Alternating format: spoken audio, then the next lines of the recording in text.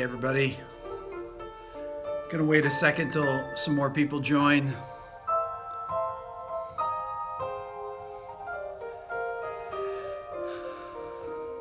I'm going on a Monday because I have an engagement tomorrow. I'm doing an interview tomorrow. So I decided to go on today since it's right at the same time as my normal show at 2 o'clock. This is great. Invite your friends. Got a lot of stuff to talk about today. A lot of news. A lot of really good stuff happening. We hit 60,000 subscribers. Thanks to you guys this past week. I think we're at 61 and change now. That's a pretty big deal. We went from 50 to 60 really quickly. And I think it's, the word's starting to get out.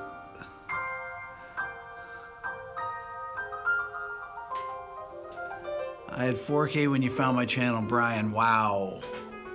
I remember when I hit 4,000 or 5,000. It was, I couldn't believe it actually. I was like, oh my gosh, I got 5,000 subscribers. Fade this out here.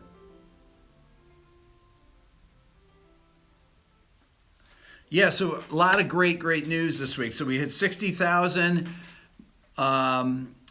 The new Sounding Off interview series got off to an incredibly great start with Steve Vai, who was kind enough to be my first guest, first of many, and really want to thank Steve again. He's such an inspiration and a great guy and super knowledgeable musician. We didn't talk much about, how I first heard of Steve back in the 70s, honestly, when I was, listening to Frank Zappa. And I knew that, Steve's reputation as a transcriber was, really legendary. He's the first person that I ever saw do transcriptions to that incredible, these incredible Frank Zappa transcriptions he did that are just astounding. If you haven't seen them, you should go out and you should get the book. Look up, just go on Amazon, you'll see. It's pretty amazing the stuff that Steve did. He told me that he did, I want to say 60 albums that he ended up transcribing. He did lead sheets for, at least, for Frank. I don't know if he said it in the interview or not, but it's just really an astounding amount of work. We've got some great other Sounding Off shows coming up. I filmed my friend Aiden Essen. That video I'm editing right now, and that may be out probably on Wednesday. I did a 2-hour interview with Aiden at the end of last week. He's in Switzerland, and I'm in the process of editing that down. And I have a new podcast. If you go to the Google Play Store or to the App Store, you can look up Sounding Off with Rick Beato. And the first thing we have up there is the Steve Vai podcast, which interview. And I'm going to be putting up more things for my YouTube there, and I would be putting up original content as well, as if I don't have enough to do. That's going to be fun though. Joe Satriani. Okay, we'll definitely get Joe. I've actually got Marty Friedman from Megadeth, who's a really old friend of mine. I'm interviewing him in about 2 weeks. So Marty's going to be on the show. I know a couple people asked about that. I'd love to get Chick Corea. That would be incredibly cool. I'm sure we'll make all these things happening. Tomorrow, I'm actually interviewing film scorer Mark Isham, who is a legendary film composer. I think he's done probably almost 100 films. But if you guys ever knew the A River Runs Through It film score, or Nell, which are amazingly great film scores, Mark did those, and he's been doing film scores, really since the early 80s. But I knew him as a jazz trumpet player even before then. So Mark is going to be my third guest on Sounding Off. That interview will be out probably next week. So we're kind of expanding.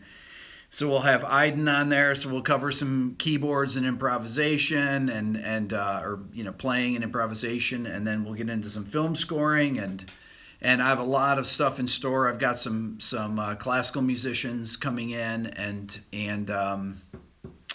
eventually, once we can grow the channel big enough, I'm going to be able to go on location, and that's really that's where I hope to get this to. I mean, it's probably going to take until I get to 100,000 subscribers, I would think. And I'll go on location and I'll film these with actual, with a real film crew and make it a production. But for now, I think it's really, it's great that Steve was such a gracious first guest to have that. It was a really incredibly good way to start off the series. Let me think. What else? For those of you that haven't checked out my new video that I put out at 3 o'clock in the morning last night about rhythm changes, I have a PDF from that, and I tried to post it in video. You have these things called PNGs that you put in video, because PNGs, unlike JPEGs, you can stretch out infinitely. But for some reason, when I export them, they're just not clear. And I tried to put it at the end of the video so you guys could screenshot it and get the whole transcription. But it was unusable, so I took it out. So I'm trying to figure out if I can put a Dropbox link up with it. But really simply what you can do, I did separate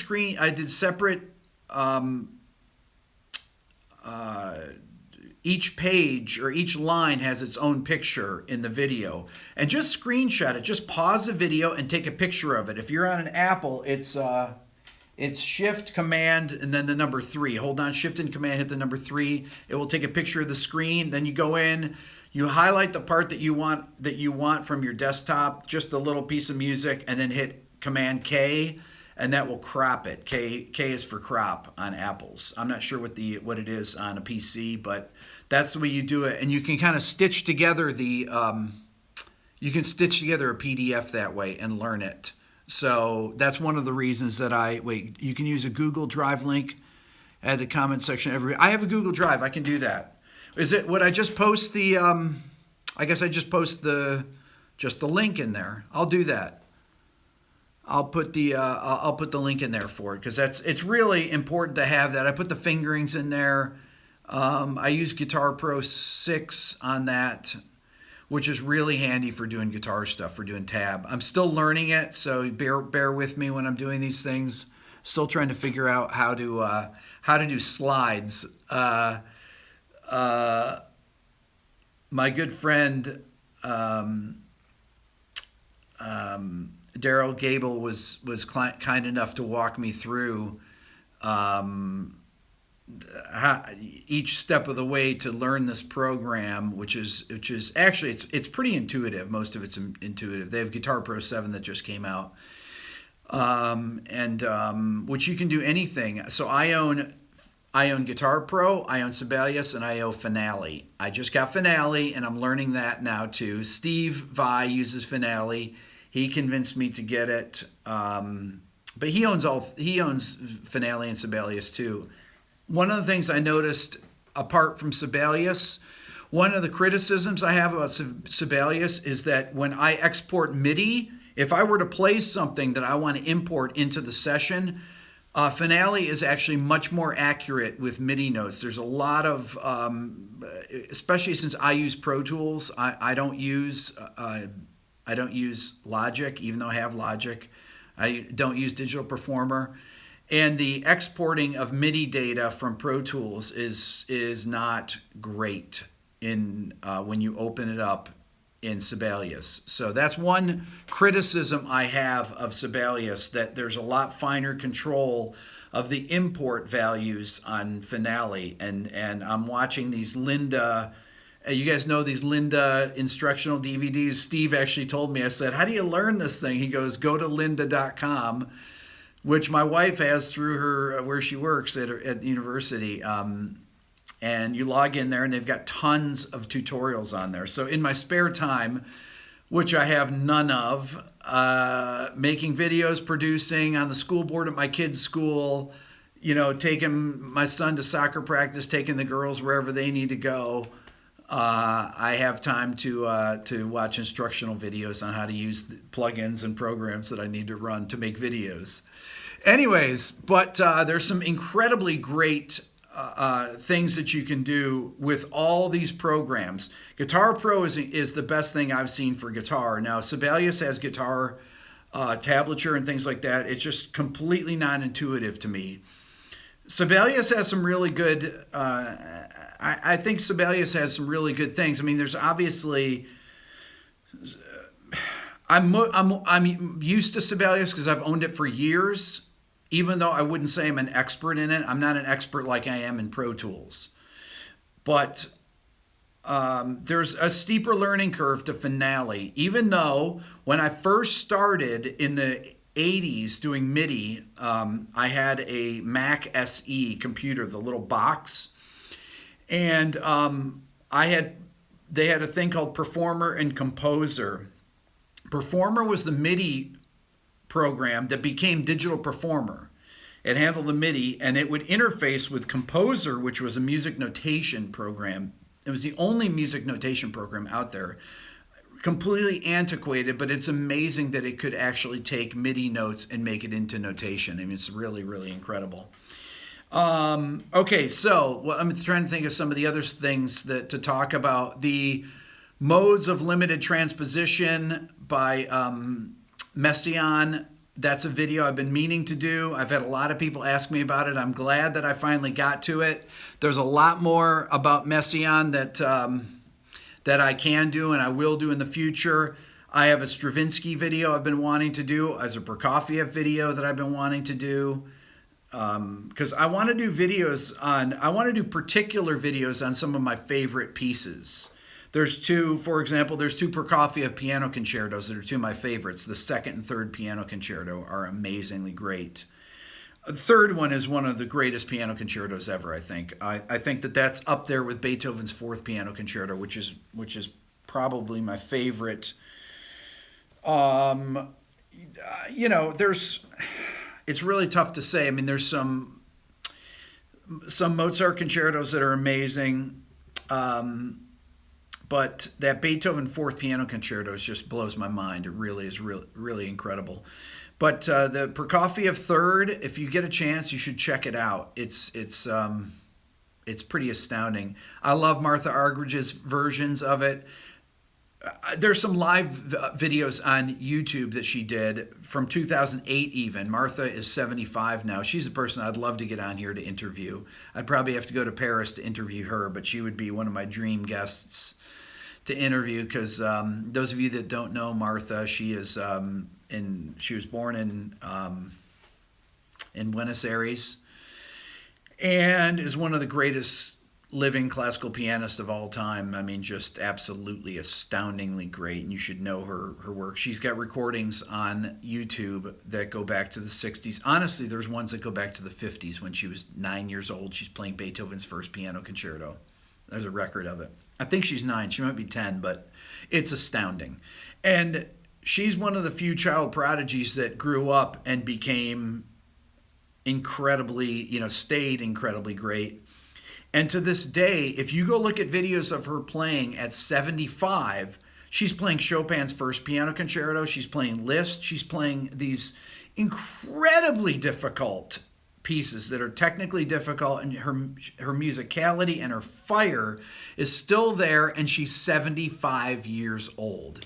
She and Daniel Barenbaum grew up in Buenos Aires together and were friends. I think Daniel's father was a music teacher, and they used to hang out together when they were 4 and 5 years old, and they're still super close friends. So I believe that they're the same age. He might be a year older than her, or they're the same age. But talk about, what a two unbelievably great, two of the greatest pianists of the 20th century and the 21st century. And I'm chunking. Jaron says he's chunking. Chunking. For those of you that don't know what chunking is how you learn. Buenos Aires here as well. There you go. A city I've never been to. I'd love to go to Buenos Aires. It's supposed to be one of the greatest cities in the world. Maybe one day I will go out and do some live talks, live things like this, and I'll go to Buenos Aires, and I'll go to London and Amsterdam and Berlin and in Paris and even New York. So hello from North Korea. Hello, Portugal. My wife's mom was born in North Korea, actually, just over the border. And my wife is from South Korea and came here when she was 11. But she's half Korean, and her dad was American. He was in the military, stationed over there. So, but yeah, she lived in Korea till she was 11. So somebody remarked on one of Dylan's videos on Facebook one time that Dylan has Asian skills, and I had never heard that term. And I chuckled. I said, I don't know what that means. And he said that's some hyper ability at something. He said it's a compliment. And I told my wife, I said, Dylan has Asian skills. She said, what's that? I said, it's supposed to be that you're really good at something. And I cracked up. And then I wrote to the guy and I said, Dylan is Asian. He's actually part Korean and Japanese and Chinese, and Dylan is actually from all over the world. So we did a 23andMe, Dylan, Lennon, and my wife, and I have to do the test, and we're going to do it with my youngest daughter Layla. But it's fascinating to see, since my ethnicity is incredibly mixed, because all of my parents are Italian.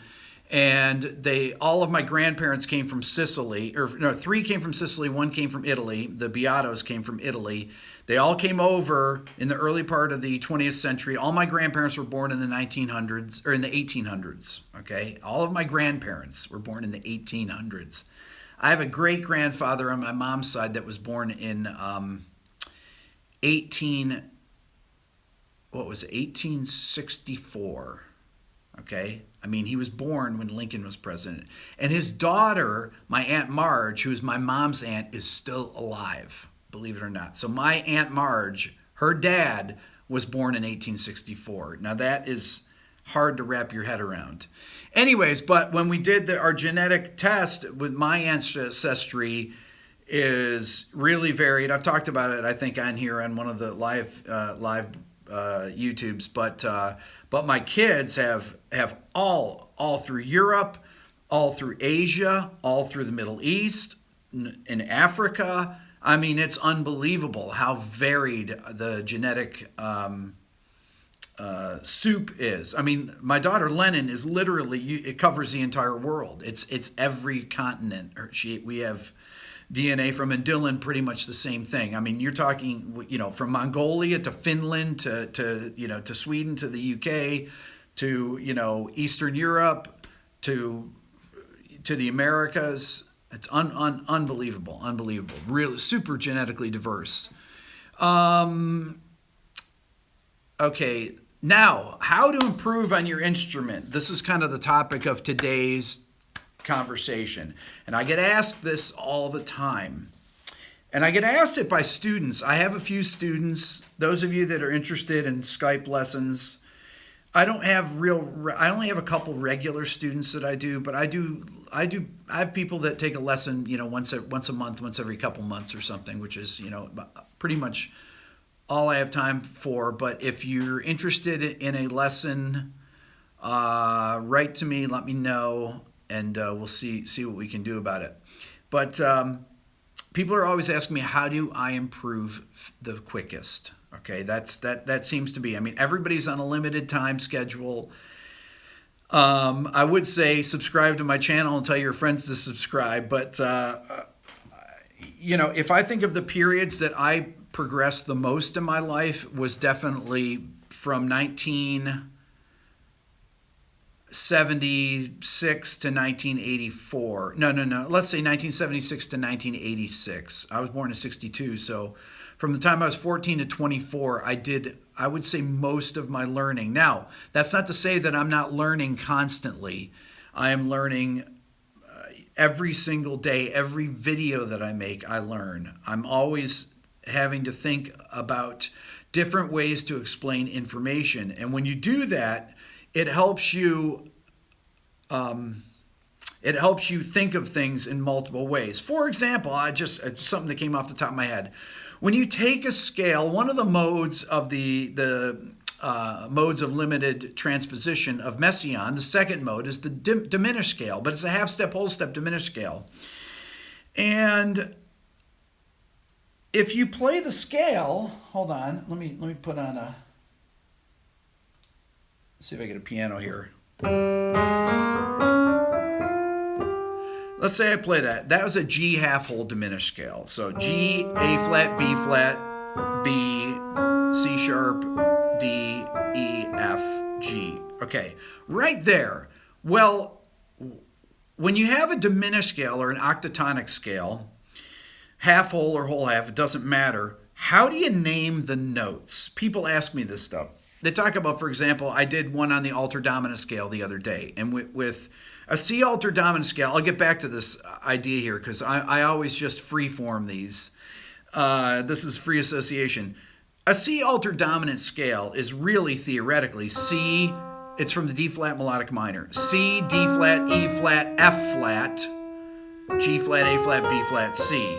But nobody calls the note E F flat because a C alter dominant scale is played over a C7 sharp 5, sharp 9, flat 5, flat 9 chord. And because of that, it has all the alterations in the scale, plus it has the third and the root. So it's got two white notes, okay? So it's root, flat 9, sharp 9, third. Now, nobody's going to call that E an F flat. Oh, that's an F flat. Well, that just doesn't make any sense. And it doesn't enable you to learn quickly when you're doing things like that. You need to think of things logically. Getting back to the diminished scale. G, A flat, B flat, B natural. And the reason that I call it B natural is because typically you'd play this on a G7 chord. And it works the same way as an altered dominant scale would. As a matter of fact, the first four notes of the altered dominant scale are the same thing. A G altered scale starts just like that, which is why the other name for it is the diminished whole tone. You have superlocrian, diminished whole tone, and altered dominant. I use altered dominant as a shortcut for just because it describes the mode to me. Superlocrian, I know the name of. Diminished whole tone, I know the name of. When someone refers to it, I know exactly what they're talking about. This is where nomenclature and understanding as much nomenclature as you can is extremely important. You should learn that. But for the practical purposes, altered dominant is actually, to me, a more appropriate name because it's used on altered dominant chords. And the way that the diminished scale and the altered dominant scale, the half whole diminished, which is what you play, or I call dominant diminished, and altered dominant scale differ, is that the altered dominant scale has a sharp 5 in it. The diminished scale, the half whole or the dominant diminished scale, does not have a sharp 5. It has a natural 5 and it has a natural 6. So if you have a 13 flat 9 chord, your only scale choice on it really is your dominant diminished scale, okay? Because it has the 13. So in G, it would have that E natural. Okay, so there's your G13 chord. And if I go G13 flat 9, there's my chord right there. So, or you could say it's E over G.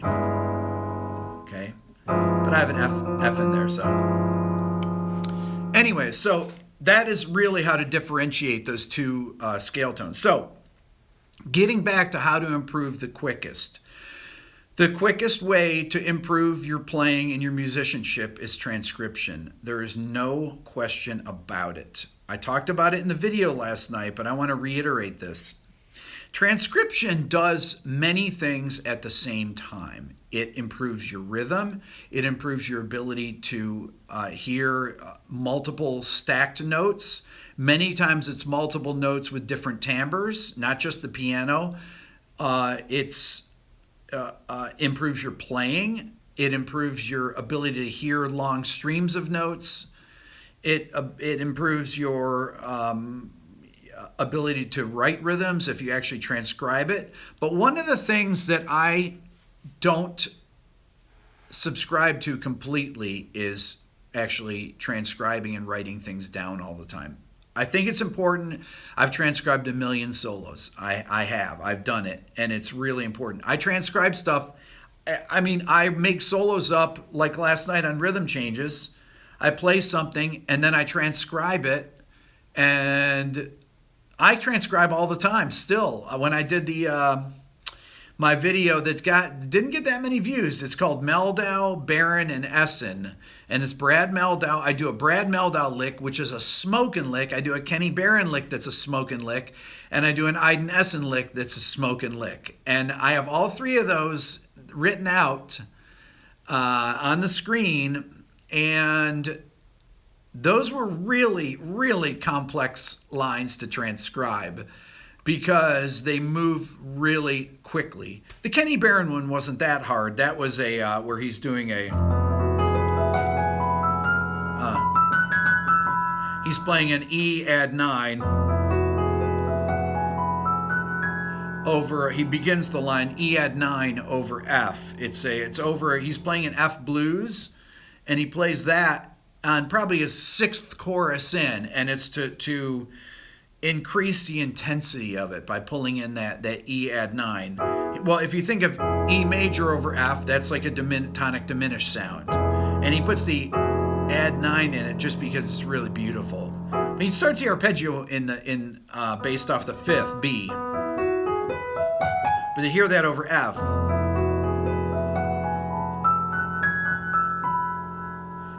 is it just a beautiful, beautiful sound.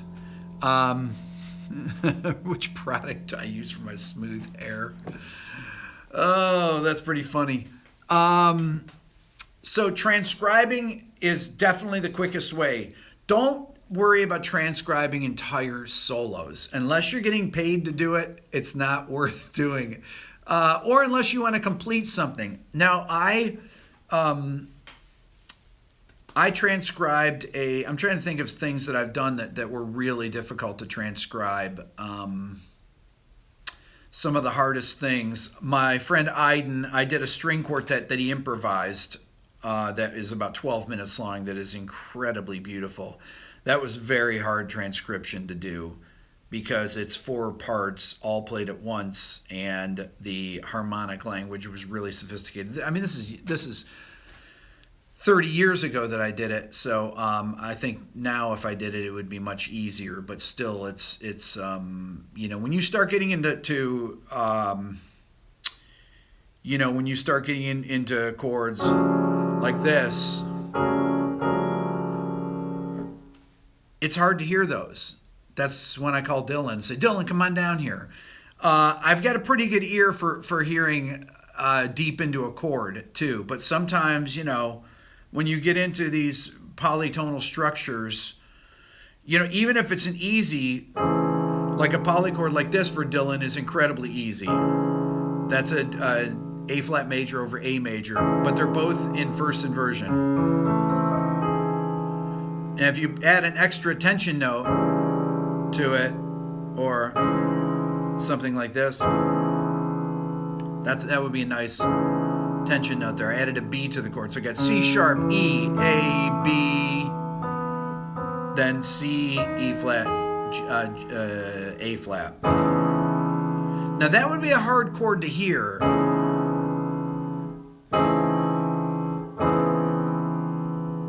That would take Dylan probably about 3 seconds to figure out instead of 2. I'm just joking. He'd have to think for a minute. That's a little bit less clear than that. No, it would take him probably about 3 seconds. He rolls his eyes. He's like, oh, come on. People think that I actually do this practice with Dylan, and Like I said, every 4 months we do an ear training video, and he sits down and he does it reluctantly. I'm not going to do any more. I think I'm over it now. I've got Finale installing. I'm installing Finale on Dylan's computer, and he already got his first transcription gig. Steve Vai actually hired Dylan to transcribe a tune from his new record, and Dylan did the lead sheet on it, and got paid to do it, which is really cool. And it was fascinating to watch Dylan do that. He's never sat and transcribed things that were from different timbres. He's heard piano things. I mean, he listens to orchestral pieces and tells you what's going on in there, but he doesn't sit there and write it down. And this is, and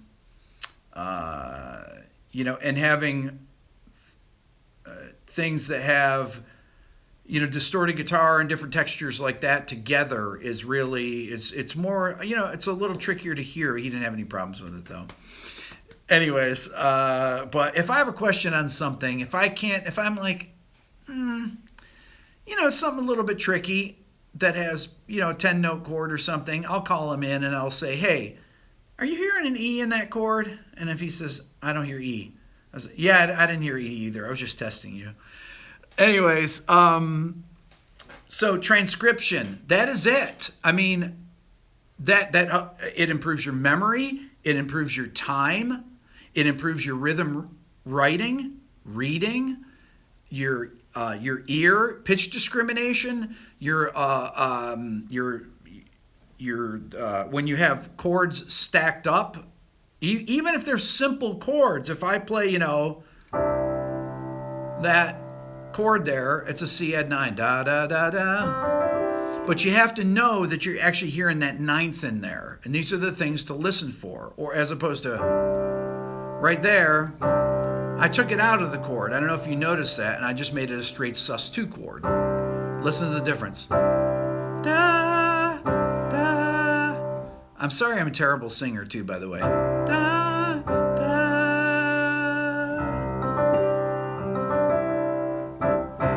And then you start getting into higher level, higher density chords like this that have, this is a C major sus4. And when I say C major sus4, I mean it's a C major chord with a sus4. So I call it C sus4 3. It's an inversion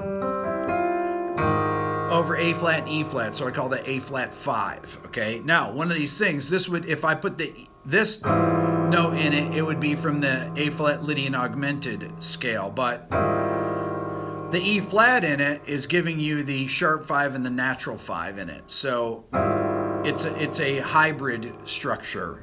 And these things are difficult to hear. You don't hear these a lot unless you listen to people like Aiden, which I do. And I want to hear things like that. So those are things that will develop your ear the quickest. Other things, rhythmic development. And we haven't talked a lot about this. I'm going to just do some videos. You guys know I was a bass major in college, a classical bass major. And I'm going to do some videos on bass. I actually have a cellist coming in. I'm starting my first of my orchestration series. I've got a good friend of mine, Brian Gibson, coming in to do our cello demonstration. Brian actually has been touring with Chris Cornell for the last couple years. When Chris goes out as a duo, Chris Cornell from Soundgarden and Audio Slave. He goes out and plays with them in duos, and Brian lives here in town and was in a band I produced years ago. He's a really talented cellist and guitarist, and Brian's going to come in.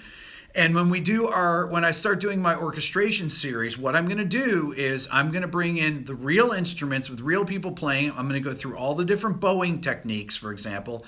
I'm going to have them demonstrate what types of chords are playable, what are not playable on the instruments, what different registers sound like, how they sound compared to sample libraries. That's the other thing, is when you actually hear a real cello and then you compare it to a solo cello from a sample library, you will hear the difference, or maybe you won't hear the difference, but we're going to do comparative analysis of those. Also, knowing what, having an really advanced knowledge of instruments and ranges of the instruments. It's not just what that a cello goes from a C down here to however high it's going to go. In orchestral music, I mean, it's not going to go, you're not going to be playing in thumb position usually. In thumb positions where you hold on your thumb as a bar and you play with your other three fingers. You do that on cello and the bass. And it kills your hand too the first time you do it. I remember the first thumb position pieces that I did on bass. I had this incredible callus in my thumb. And when I played the bass all the time, when I played my upright, my chops on my guitar were so ridiculous. I mean, your hand strength, and I don't play really anymore. And I don't have a bass actually, believe it or not. I don't have an upright. I'm looking for an upright right now. I'm gonna buy one. But once I buy one, my hand strength will go way, way, way back up, and you can play anything. But anyways, I want to get back to the thing I was talking about rhythm exercises. Drum rudiments. Drum rudiments are not just for drummers. Drum rudiments are for improvising. If you take, for example, if you're a pianist and you do drum rudiments, you do paradiddles, you do flamadiddle, you do any type of, six-stroke rolls, whatever it might be, any type of rudiments that you do on a snare drum, you can do on a piano. Okay, so that's one thing that you can work on to improve your improvising, okay, by reading patterns and doing the stickings on the hands, okay? If you're doing a paradiddle, it's left, right, left, left, right, left, right, right. So if you were to improvise that way, it would, and be reading, if you're reading drum notation, and improvising with that is a really great thing to do. Probably the weakest thing for people that are not wind instrument players, especially brass players, is rhythm reading. I was a big band conductor. The hardest, always the best readers were the brass players. I mean, they really could read. All the wind players could read well, but the brass players were incredibly good. Speech articulation, it's the type of parts that they get to play all the time. If you look at a John Williams score, for example, you'll see really complex brass rhythms. Take the Imperial March, for example. You look at the score and they're incredibly difficult rhythms to read unless you're a brass player. If you're a brass player, you look at it, you're like, okay, that's not difficult. So drum rudiments, Steve and I were talking about Vinnie Colaiuta, who was the drummer who played with Frank Zappa back when, before Steve and when Steve was playing in the band with Frank. And Vinnie, I've known for years and years. I did some gigs with him back in the 80s. He's one of the greatest fusion drummers alive, and he's I'm just mind-boggling how good he is. And Vinnie can read anything, literally, any polyrhythm, any nested tuplets, anything that Steve was talking about, Vinnie can sight read perfectly. He doesn't even think about it.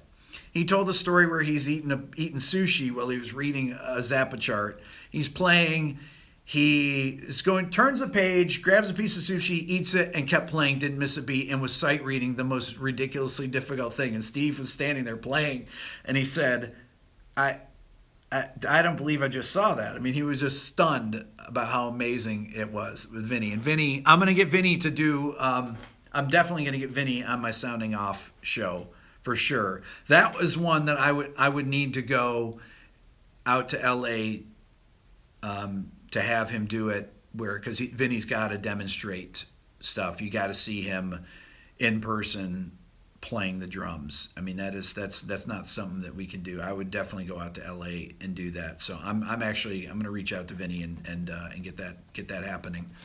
How to improve melodic dictation. Melodic dictation is the same thing. Transcription is melodic dictation. You just take your time doing it. But as you get faster at it, you get better at dictation. You get better at learning intervals. How many of you saw my little interval exercises that I did? I did a video last week of interval exercises where you do a center note and you go above and below it. And I did things like an augmented da da da da, and I base it off the middle note, so you practice your ascending and descending intervals of the same interval. Diminished chords, augmented chords are great for that because the diminished chord does diminished chord has two minor thirds and an augmented chord has two major thirds. So, anyways, check out that video. There's a couple other videos that I've done that okay, somebody wrote to me a little while ago, said that when I referred my rhythm changes video to another video that I had done previously, I did a series of 3 videos called Principles of Melody. And it seems like those were not watched they don't have a lot of views compared to other videos. Yet, they're so packed with information. That is a great video series of my videos to watch because it describes the principles of how to write a great melody. If you are writing a melody, a Beatles melody, a John Coltrane melody, a Bach melody, anything that sounds good follows these rules. And I go through and I explain them. And let's see here. Let's see if this works here. I removed a comment there. Look at that. Pretty good. Please do some videos on pop vocal melodies, motif development. I will. I'm going to do. I was going to do a video today on bossa nova guitar. And I'll tell you why. I believe that everyone should play the guitar, no matter what instrument you play, because the guitar is a portable chording instrument. A piano, keyboards, piano's big. I mean, you can get some type of, there are small keyboards you can carry around, but a guitar you can really carry around anywhere. And I am a huge advocate of people learning the guitar. And bossa nova guitar uses particular chords, and there's only about 20 chords to really know, and you can play any Jobim tune. You can play, you can play any bossa nova, and I think it's incredibly good practice I think anyone that plays a single note instrument needs to learn a chording instrument. I think you definitely need to learn the piano, and I really believe you should learn the guitar as well. I started on the cello, then the bass, then the guitar, and then I picked up the piano in college. My parents couldn't afford a piano. Actually, my parents bought a piano the day I left for college, believe it or not. So my younger brother John plays the piano. He's the youngest of the 7 of us, and he's the only one that had the benefit of doing that. So I was relegated to learning the piano in the practice rooms of college, where we had pianos. Okay, so let me take some questions here. Now, let me tell you guys something here. These questions are gone after this. If you guys want to ask me questions, and I saw somebody wrote to me about the Beato book, and I didn't respond to them, just write me again if you did. I get hundreds of emails a day. I literally do. And it's really tough to, I try and keep up on everything I get, and I get hundreds of messages also.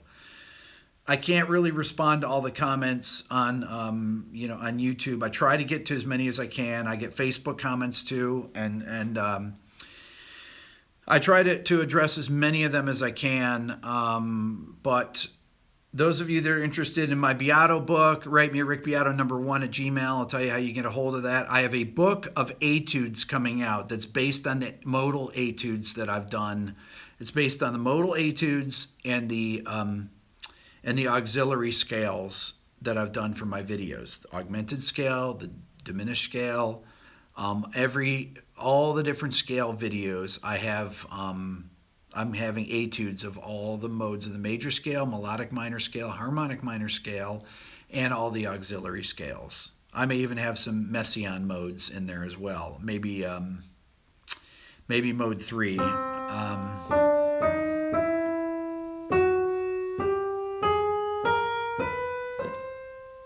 That is so good. I've been told that Alan Holdsworth uses Messiaen Mode 3. I've never had. How do you get the book for the A2? Oh, you'll know. I'll tell you when it's available. It's not done yet. I still have a few more to do. I have to do Alter Dominant Double Flat 7. I have to do Dorian Sharp 4, I think. I have to do, I think I did Ionian Augmented already. If I didn't, I think I have to do that. I haven't done all the modes. I've done most of the modes of the melodic minor scale. I've done all the modes of the major scale, and I've done half the modes of the harmonic minor scale, and then I've done a lot of the auxiliary scales. I'd love to interview Alan.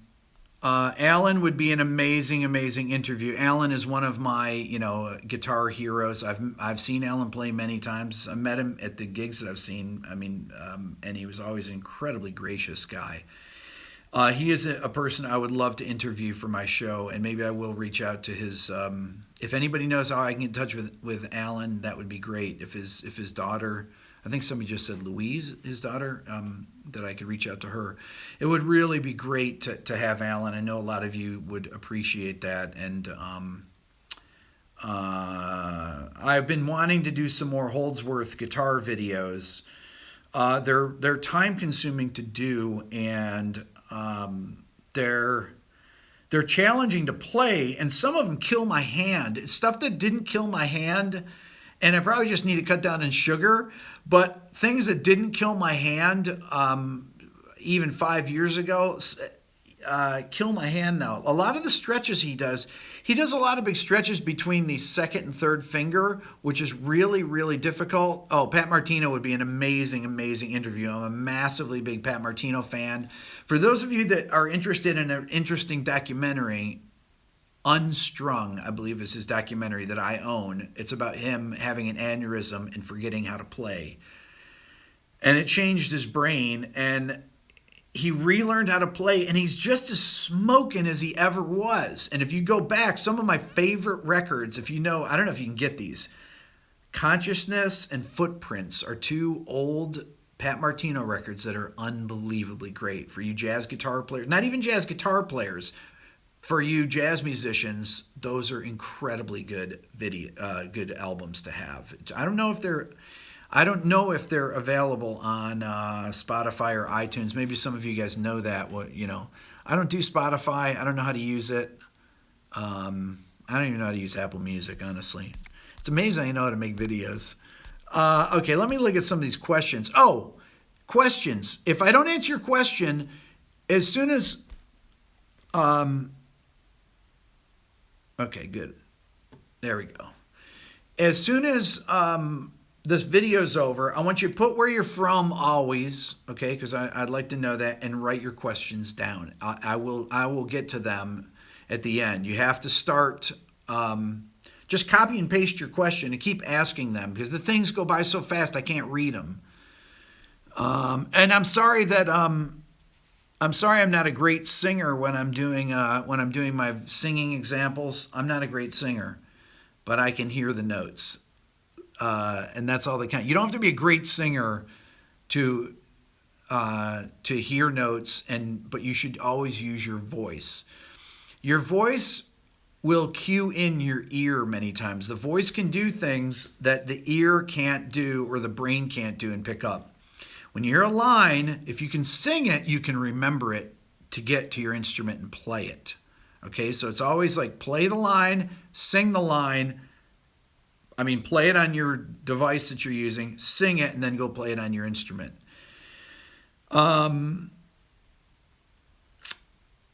One of the things that I talked about last night is people using these slow downers and using all these different things that you can buy, apps that slows things down, and you can do it on YouTube. You can slow them down and learn things at a slower volume. But I would say if you don't need to do that, don't do it, because I will make a Charles Ives video, definitely. If you don't need to do it, don't do it. It's really, really important to learn things at tempo. Because the faster your ear, the faster that you are able to recognize things by ear, the faster your ear will be able to pick things up when they hear them. I mean, if I go like this, if I play like that, you should be able to recognize that type of chord that is. If I go like this, now you should know that's a minor 9/11 chord. And recognize the spacing, even if it goes by that fast. That's the thing I'm talking about. Because a lot when you're trying to figure out comping, for example, try to figure out a McCoy Tyner. That's probably an easy one. Try to figure out a Bill Evans transcriptions, or I'm thinking about somebody that does a lot of chord stabs in the left hand. I mean, McCoy Tyner. Figure out some left hand voicings where he's not playing straight, fourths, playing modally. So these are really hard to figure out, things that go by super fast. And the only way to train your ear to hear fast is by figuring out things fast and not slowing them down. The more you learn things, the more you'll recognize things when you hear it. Like I tell people, when Dylan hears chords, he is recognizing. A lot of times, like if I play a chord like this, right? He instantly knows, oh, that's B major over C major. And he's like, he instantly hears that's a root position B major triad and that's a C major spread triad in the bass. Because he's heard sounds like that. And his ear is just so quick to differentiate between the two. He can split them. He splits them down the center and says, I hear this above, I hear this below. But he's not thinking of the individual notes. He knows the sound of it. Okay? Just like if I play that chord, if I go, I'd say to myself, I've heard that chord before. That's the last chord of Oleo on the Relaxin' record by Miles Davis Quintet, that I told people last night that you should listen to. Listen to that, to the solos on Oleo. Miles and Coltrane, listen to the transition from Miles to Coltrane. Coltrane picks up right on Miles' last lick. It's unbelievable. I'd play it for you now, but they'd take my video down if I did it. Anyways, okay, any questions here? Like I said, leave your questions below because these do not stay, okay? And like the video, share it. I got a really nice shout out from Adam Neely today, who has a great YouTube channel. Somebody wrote in the comments that he recommended my channel today, which is very, very cool of Adam. And I don't know Adam, but that was very, very cool. So any of you that are here because of that, let me know, because I'd be curious. Al Pacino, that's funny. My people used to tell me that back in the old days, but I say, you look like Al Pacino, and I say, I hope you don't mean like old Al Pacino, gray-haired Al Pacino. Let's see here. Oh, brother. Hold on. Please get Alan Holdsworth. Right.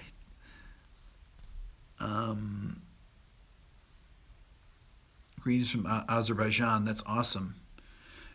Regarding transcription, I can't even keep up with these comments here, guys. I'm sorry.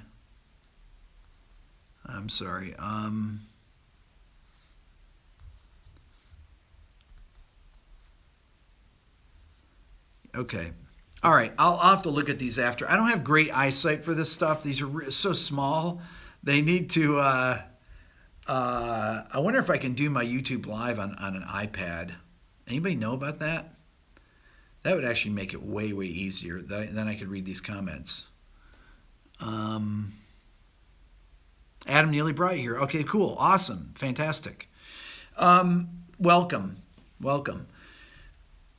Okay, so Messiaen modes got the Iden Essen sounding off that you're gonna love. Iden played in it. I'm still editing it. I've got a piece of his that I found when I was transferring some stuff off of of a videotape. I've been transferring all my cassettes. You wouldn't believe this has gone on for years, cassettes and video cassettes. And I found a piece of Iden playing at a master class that is from 1987 that is absolutely unbelievably stunning. And I might put it in the video. It's long, but I might put it up by itself. Also, I have a few bands I've worked with that have great songs that have records that never came out or that came out and no one ever bought. I thought about starting another channel, and I talked about this before. I'm calling it like the ghosts of, you know, like ghost bands or something, bands that don't exist anymore that made great records that nobody heard. I thought about starting a separate YouTube channel, or maybe just posting songs here occasionally. I wish you could just have a little place you could put them where it doesn't announce it as a big new video, or maybe that would be cool if I did that. I don't know. But some really, really great songs. I don't just do, you know, modern classical music and jazz. You know, I've been making my living as a rock producer for 20 years, and you know, and I think it's there's some really incredible artists that I've been fortunate to work with. Anyways, okay. That's all for now. If you guys have questions, please put them in the comments below as soon as I stop this, whenever the video comes up. And look out for my Iden video and my Bossa Nova guitar video. Tell your friends to to go to my podcast and subscribe there. It's at iTunes and it's at Google Play, and it's called Sounding Off with Rick Beato. So there's going to be new content there. There's going to be a lot of my stories that I tell. Yeah, and I hope you guys liked my major label my record deal story, because what was tragic at the time is hysterically funny now. I just laugh. How many records did we sell? 43. We sold 43,000? No, 43. 4,300? No, like 40 plus 3. Our manager, Jake, who's still one of my closest friends. And I was on the steps of the Capitol, and I said, we sold 43 records in the entire United States and 300 and something million people. We're on 20 radio stations. We sold 43 records. And we got picked up again by Universal with this crappy sounding record that this drunk producer who was deaf recorded. He probably erased 5 records worth of recording that we did. No lie. He would come in drunk after not showing up for 3 days. This is rubbish. And then erase everything that we would do. He literally would erase it. We just gave up after a while. And we just re-record. It was really unbelievable. Anyway, so thank you all for watching. Please subscribe here to my Everything Music YouTube channel. Like I always say, tell your friends about it. Get your friends to subscribe. And if you're interested in the Beato book, you can write me at rickbeato1@gmail.com. And if you want to just donate to my channel, that's my PayPal. If you got $5 and you believe in what I'm doing here and you want to, you know, send $5, $10, whatever you want to send, $1, great. It helps me have more time to do these videos so that I don't have to put them out at 3 o'clock in the morning. I put them out at 3 o'clock in the morning because I'm actually working on other projects. Imagine if I actually could sleep and said, okay, and really could focus my mind on making these videos. If I could do this just full time, full on. Anyways, thank you so much. I really appreciate everybody being here today. Have a great day. Take care.